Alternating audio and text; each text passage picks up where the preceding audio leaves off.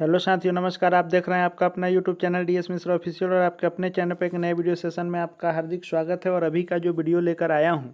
वह आपके लिए बहुत ही महत्वपूर्ण वीडियो है और इसकी जानकारी आपको होनी बहुत ही ज़रूरी है। और यह जो संबंधित होगा वह यह होगा कि आप जान रहे हैं कि 1 अक्टूबर से ई शिक्षा कोष के हाजिरी के अनुसार आपके वेतन भुगतान का आदेश हुआ था और उसका अनुपालन भी हो रहा है कि ई शिक्षा कोष ऐप पर आपकी जितनी हाजिरी बनी है उस अनुसार आपका वेतन का भुगतान होगा। विभिन्न जिलों से पत्र निकल चुके हैं, प्रखंड शिक्षा पदाधिकारी द्वारा भी विभिन्न प्रखंडों में पत्र निकाले जा रहे हैं कि आपका इस माह का वेतन का भुगतान जो होगा वह ई शिक्षा कोष पर दर्ज उपस्थिति के आधार पर होगा। लेकिन इस वीडियो में मैं जो बात करने वाला हूं कि ई शिक्षा कोष पर ऑनलाइन उपस्थिति नहीं बने रहने पर भी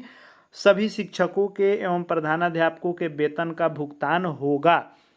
आपको सुनने में थोड़ा अभी अटपटा लगा कि यह क्या कह रहे हैं कि जब ई शिक्षा कोष पर ऑनलाइन उपस्थिति अनिवार्य कर दी गई है और सभी जिलों से पत्र निकाले गए हैं कि इसी के आधार पर भुगतान होना है और राज्य से भी पत्र निकला था कि 1 अक्टूबर से आपकी हाजिरी अनिवार्य हो जाएगी, तो मैं यह क्यों कह रहा हूं कि यदि ई शिक्षा कोष पर ऑनलाइन उपस्थिति नहीं भी बनी है तब भी आपके वेतन का भुगतान होगा और विभाग आपका वेतन भुगतान करेगा। इसी बिंदु पर आज के वीडियो में मैं बात करने वाला हूं कि इसका क्या बेस है, कैसे आपका वेतन भुगतान हो सकता है, इन सभी पर बात करूंगा। तो वीडियो आपके लिए ज़रूरी होने वाला है, अंत तक देखेंगे। और यदि चैनल से अब तक नहीं जुड़ पाए होइएगा तो चैनल को सब्सक्राइब करके बेल आइकन को प्रेस कर लेंगे ताकि आगे भी शिक्षा जगत का सबसे विश्वसनीय चैनल डीएस मिश्रा पर जो भी आपके लिए महत्वपूर्ण वीडियो आए उसकी जानकारी आपको मिलती रहे। तो देखिए, यह जो पहले मैं पत्र दिखा रहा हूँ, आपने भी हो सकता है कि देखा होगा। यह पत्र जो है कार्यालय जिला शिक्षा पदाधिकारी सुपौल का है। यह विभिन्न जिलों से भी निकलेगा और आप इसको पहले समझें तब बाकी सभी जिलों पर बात करूंगा। ऐसा नहीं है कि यह सुपौल का है तो सुपौल के लिए है, यह पूरे बिहार के शिक्षकों और प्रधानाध्यापकों से संबंधित मुद्दा है और यह सभी पर लागू होने वाला है। कैसे, उसका भी साक्ष्य दिखाऊंगा। तो यह जो पत्र निकला हुआ है जिला कार्यक्रम पदाधिकारी स्थापना सुपौल के द्वारा सभी बीओ को और प्रधानाध्यापक को यह पत्र लिखा गया है और कहा गया है कि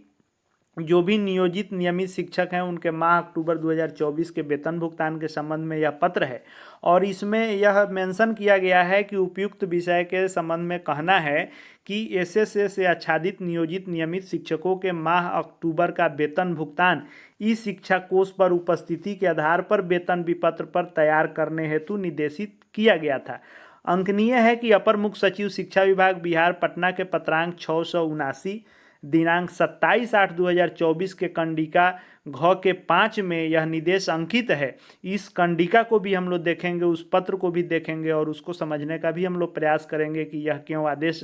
हो रहा है और सभी जिलों से यह आदेश होगा। और आपके यहाँ नहीं हो रहा है तो आप इसमें क्या कर सकते हैं उस पर भी मैं बात करने वाला हूँ।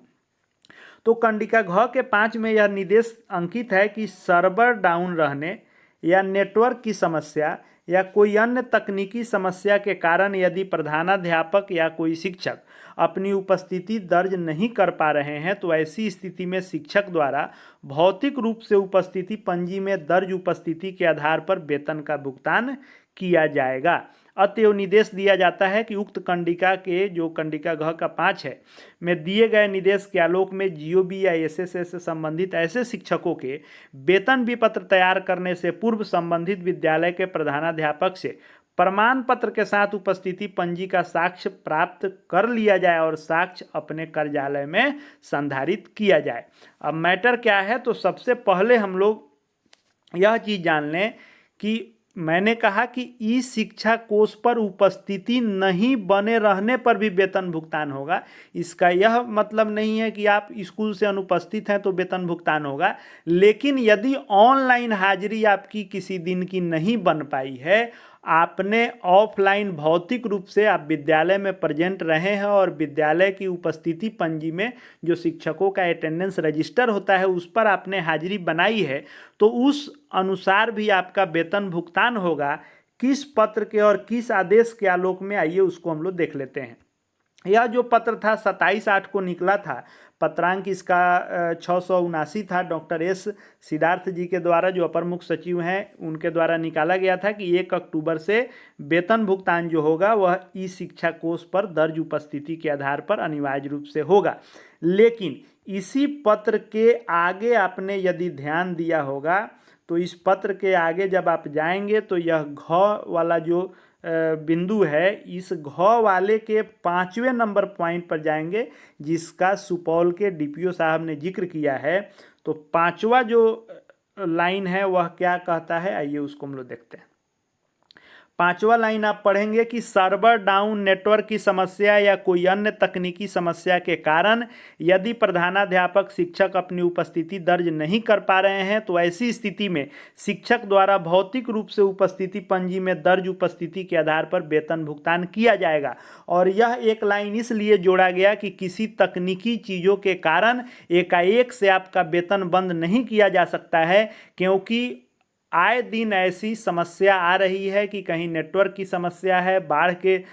दिनों में जो है बहुत लोग ऑनलाइन हाजिरी नहीं बना पा रहे थे, वैसे विद्यालयों में ऑनलाइन हाजिरी से छूट भी दी गई थी। साथ ही साथ कई जगह नेटवर्क इत्यादि की समस्या है, सर्वर की समस्या है, या किसी दिन एप्लीकेशन की समस्या से भी ऑनलाइन हाजिरी नहीं बन पा रही है। तो ऐसी स्थिति में आपका वेतन नहीं कटेगा यदि आप विद्यालय में उपस्थित रहे हैं, आपने भौतिक रूप से जो शिक्षकों का उपस्थिति पंजी है उस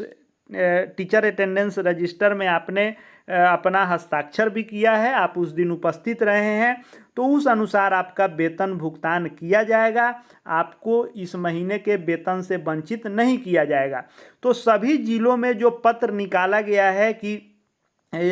ई शिक्षा कोष के आधार पर ही वेतन भुगतान होगा, अन्यथा आपका वेतन कटेगा, तो उन जिलों में जहां